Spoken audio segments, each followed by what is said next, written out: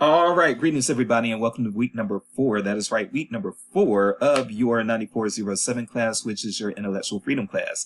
As always, I'm your professor, Dr. Jace K. Austin, and what we are going to do this week, we are going to have a quick state of the course update, and then I'm actually going to use my intellectual freedom on an issue that happened last week. You all know what I'm going to be talking about, given that I said it happened last week.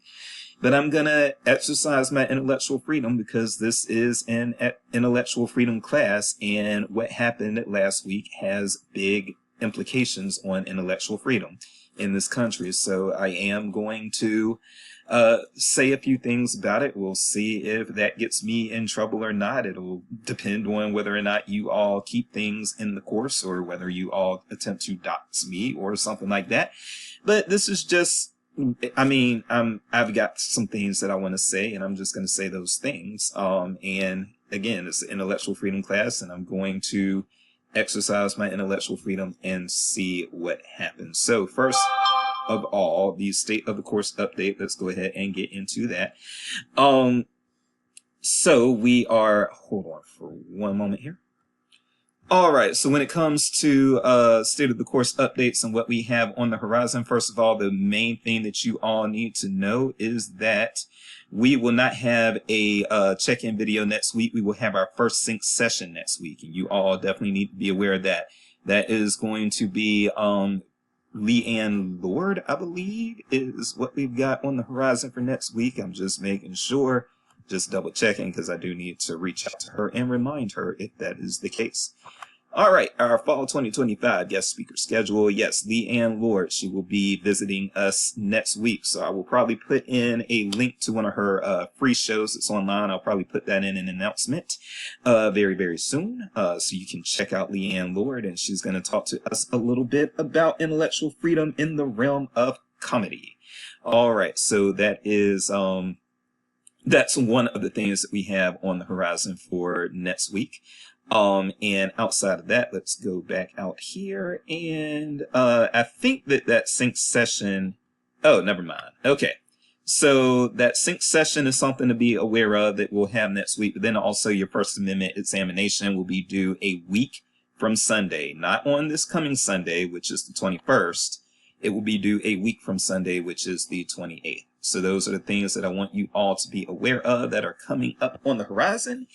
And outside of that, I don't think there is too much for you all to know. Are your give me one moment here. Okay, sorry everybody. I just wanted to make sure that your book reports were not due anytime soon, which they are not. They are actually due on October the 26th. So you have some time on those. So yeah, really the only thing that you really have to be aware of right now is the again the sync session next week, and then the First Amendment examination, which will be due a week from Sunday. And by the way, that examination is open book, and it's not that hard, okay? But it is open book, so go ahead. What I would recommend you do is just open a browser and have a tab in that browser that is on the quiz or examination, and then you can have a second tab open that you Google or look at class materials or something like that, okay?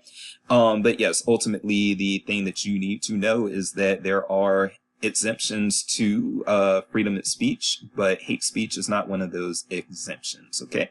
And we will have a whole debate about that, and I'm also very happy for my debate participants, those of you who stepped up.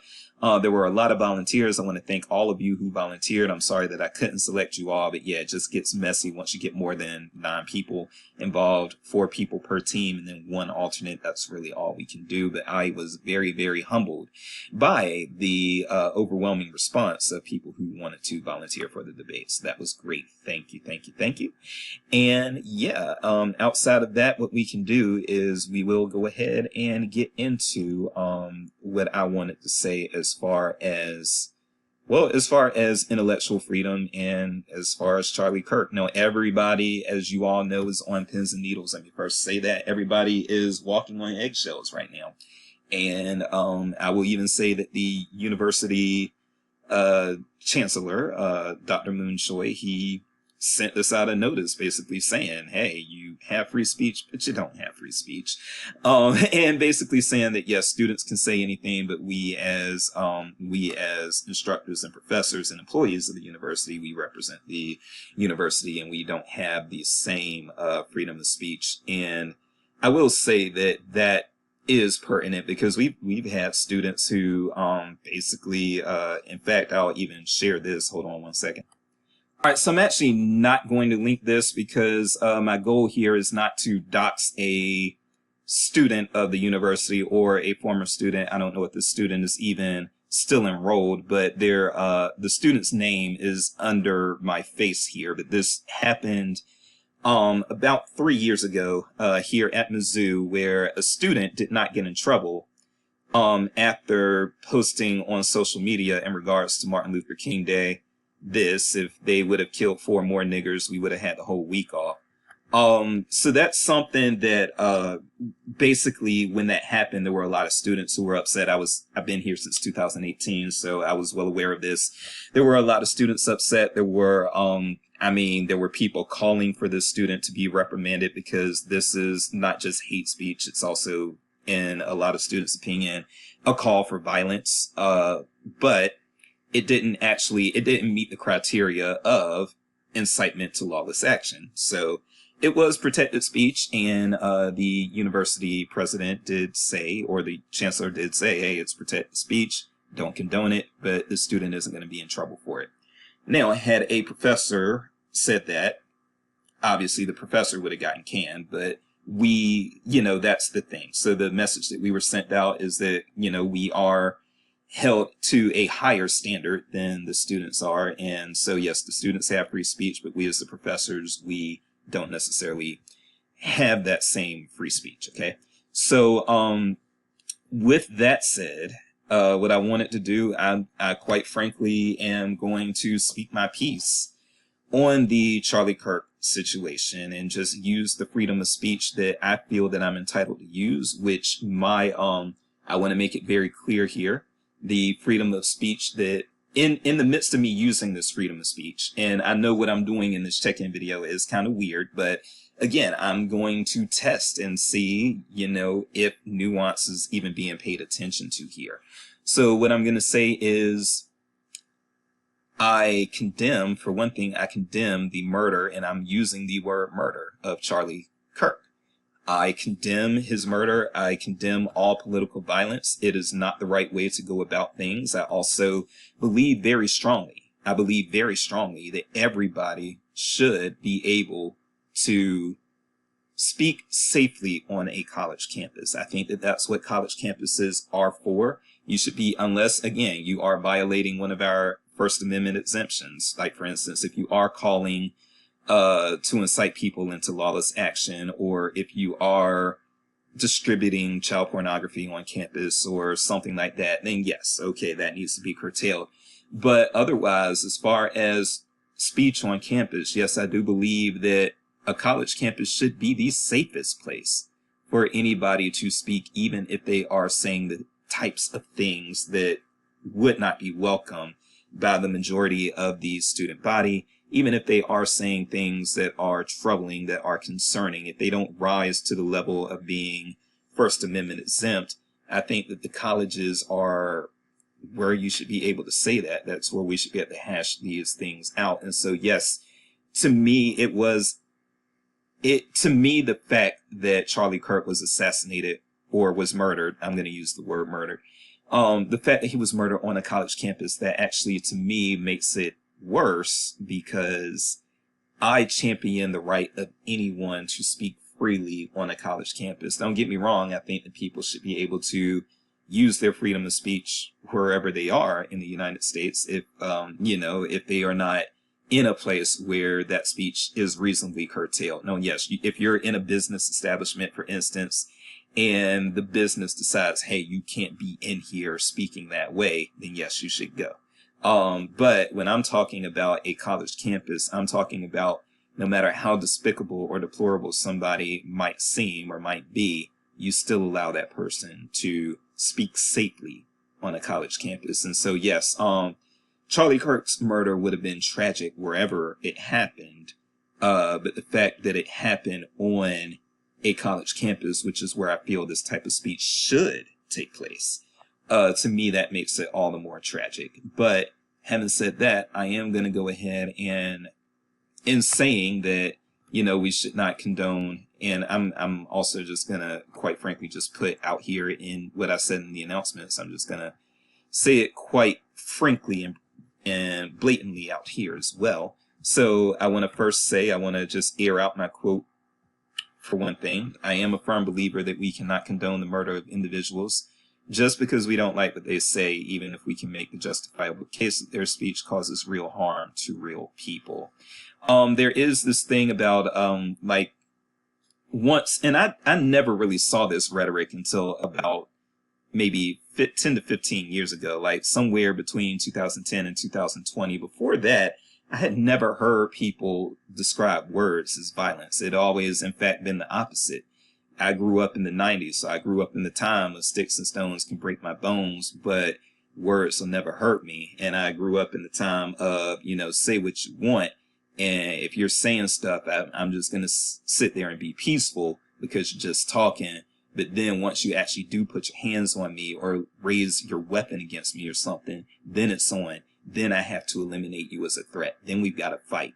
But again, I've always made the separation between words and violence. And I do think that starting about 15 years ago, people started blurring that line and started saying that words are violence and making a good case for words being violence. I'm not about to sit here and debate that right now. I don't feel that words necessarily equate to violence most of the time. I think it has to be very, very specific examples, but for the most part, and people were trying to wedge a whole lot of stuff into that, quite frankly, I even saw a video where people were accused of violence for wearing by liberals for wearing a, thin blue line shirt. And don't get me wrong, I don't like the imagery of that shirt either, but again, to me, it's just not quote unquote violence. Okay. So with that said, and I also want to scroll down here and I want to make sure that this is clear. What I know for sure is that a man is dead, presumably for exercising the free speech rights that he and all of us are legally supposed to have. And I cannot condone that. I did not agree with the things that Charlie Kirk said, but he should still be alive today, and I don't celebrate his death, and I don't condone the actions of his killer at all.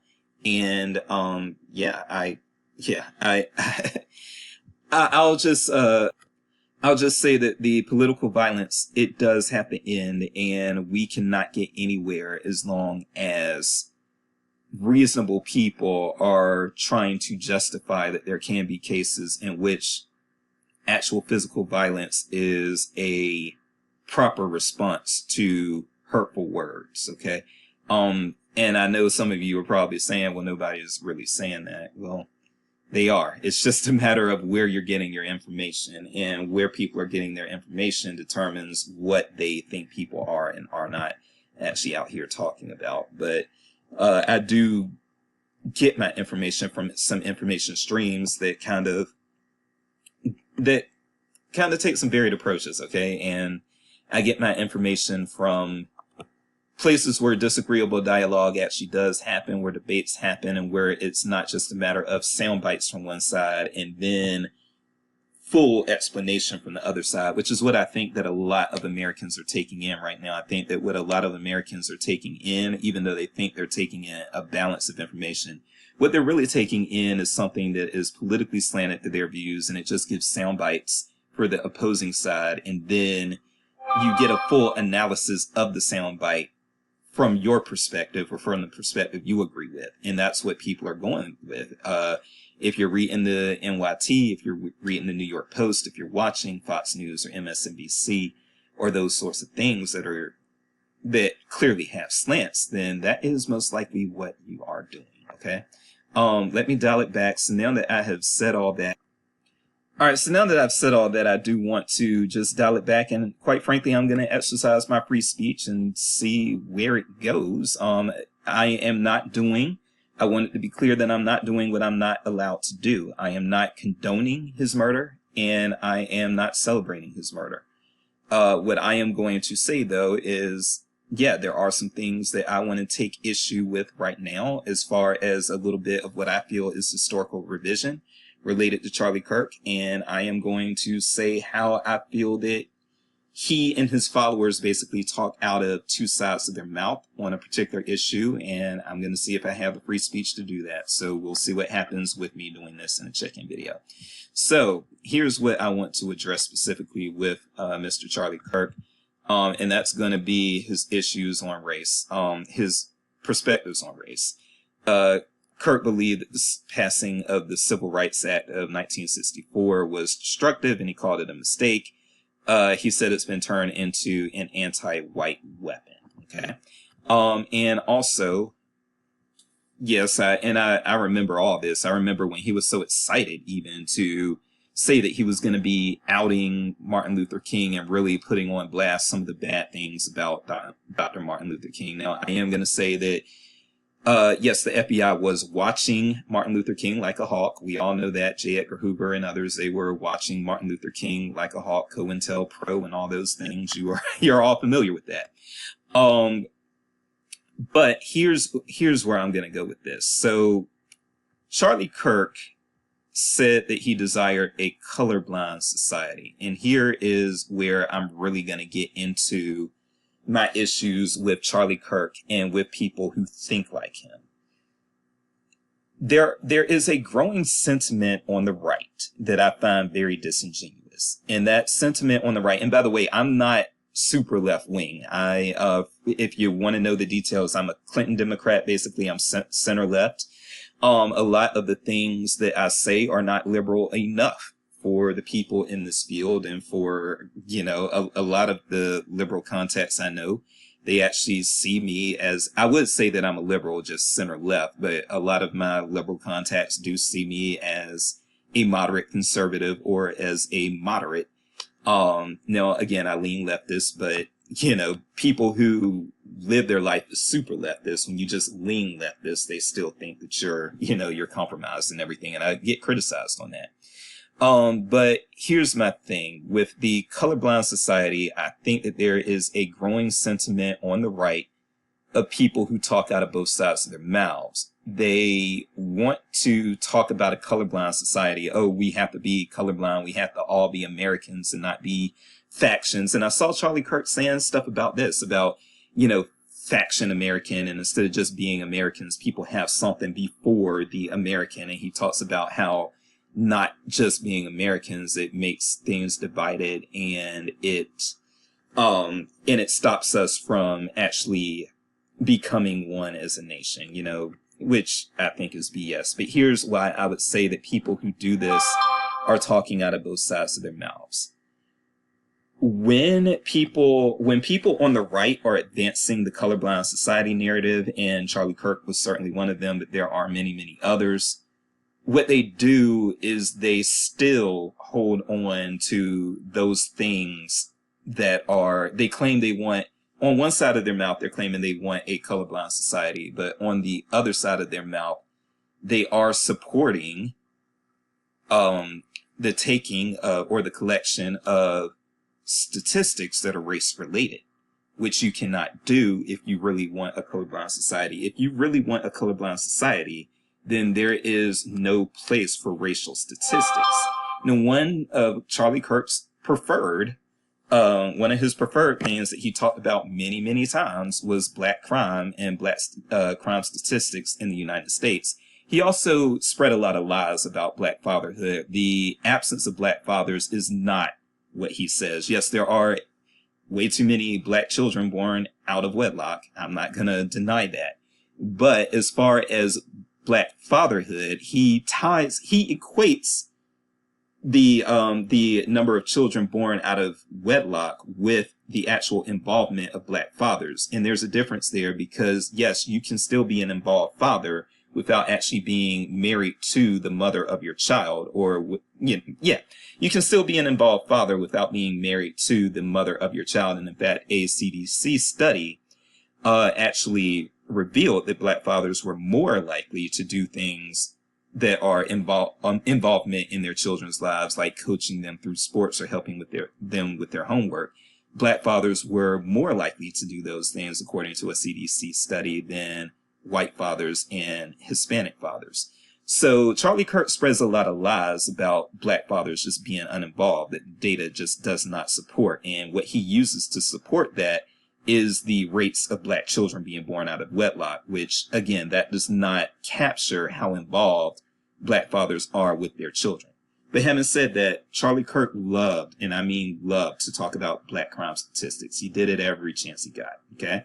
And he would blame the high rates of crime in black communities on, first of all, he blamed it on the freedoms that black people now have that they didn't have at the time. But then he also ties it very lazily into the Civil Rights Act of 1964. But what I'm going to say is, and Charlie Kirk also, and you can Google this if you think I'm lying, Charlie Kirk also advanced white replacement theory, which I'm not going to call it a Nazi ideology, but I am going to just say, quite frankly, you know, if you really believe in the colorblind society, why do you care about white replacement theory? Who cares? If it's a colorblind society, then you shouldn't care if the descendants of the indigenous people, the people who were indigenous to the Americas, if they are starting to now, under the guise of being quote unquote Hispanic, a lot of these Hispanic people are actually the descendants of Native Americans. And these people are now, their numbers are rising in the United States. And that makes people who feel a certain way about race very nervous, you know, and so they lean into things like white replacement theory. But again, you cannot on one side of your mouth claim that you are wanting and advocating for a colorblind society, and then in the other side of your mouth, you're talking about, oh, well, it's going to be really bad if we have a lower population of white people, which is exactly what Charlie Kirk did. He would, in one side of his mouth, say, we have to be a colorblind society. Why are you worried about race? We have to stop putting all these factions out there. And then in the other side of his mouth, he is talking about white replacement theory. And this is going to bring me back to the crime statistics as well. And I am going to close on this. This won't be that long of a check-in video. It'll be about 26 minutes based on where we are right now. What I'm going to say is that you cannot have it both ways. And there are so many people that I talk to on the right who seem to want it both ways. They want to say, yes, we should be in a colorblind society, and the fact that black people won't just be Americans. They want to be black Americans. They want to be this, that, and the other. And they're doing that sets the tone for other people and other groups to be doing that. So now we have Muslim Americans and stuff like that. And Charlie Kirk and his followers, they would blame that on black Americans striving to have our own identity. And so they want to erase the identity and say that we need to be a colorblind society so we can come together. But at the same time, Charlie Kirk, every chance he got, was bringing up black crime statistics. And I'm going to just say this very blatantly. If you really believe in a colorblind society and you really believe that race is just a construct that has no validation and we should throw it out and not pay attention to race, if you really believe those things, guess what does not have any place in a colorblind society? Racialized crime statistics. But, and I've had this discussion with people on Twitter ad nauseum for years. When you ask people, when you ask right wing specifically, and I'm just going to call it for what it is, when you ask right wing white people who are claiming that we need to be a colorblind society, if you ask those same people, should we collect crime statistics by race, their answer is never no, because we're a colorblind society. That's never what they answer. They always start spinning because they only want the colorblind society when it benefits white people. And it's okay. It benefits white people when you say, oh, black crime is this, this, and that, because it does justify behaviors of white people being afraid of black people. It does justify white people saying we have to call an end to these social programs because black people are benefiting more per capita, and they are, in addition to benefiting more per capita, they're just squandering these investments and not doing anything with their lives. Right-wing white people love to advance all that, but at the same time claim that they want a colorblind society. What they want a colorblind society for is for anything that can be used, and there's a whole lot of stuff, but anything that can be used to show that black people actually have a lot of inherent baked in disadvantages in the system. When you bring that up, then they want to say, hey, we're a colorblind society. We're supposed to be a colorblind society. But they still want black crime data collected. They still want racialized crime data collected. And as long as you want racialized crime data collected, you are not serious about wanting a colorblind society. So Charlie Kirk was not serious about wanting a colorblind society because he was still always talking about black crime statistics, and he still, on more than one occasion, advanced the white replacement theory. Those are things that do not come into play if you really want the colorblind society that a lot of these white right-wingers are claiming they want. So that's not me celebrating his death. That's not me condoning political violence. I think that there are a lot of other people who say similar things to him, such as Ben Shapiro, who, if Ben Shapiro wants to come to Mizzou, I will volunteer to work his security detail. I will. I'll do that because I believe that these people should be safe on our college campuses. Okay. But just because I believe in that safety doesn't mean that I should feel obligated to let the right sort of rewrite history and act like this wasn't somebody who was hypocritical, at best hypocritical, in his discussions of and his approaches to race. And I will leave it there. I am Dr. Jace, and in a truly colorblind society, you don't need to collect crime statistics based on a race. Jace, race, got my rhyme. Gotta go. Talk to y'all later.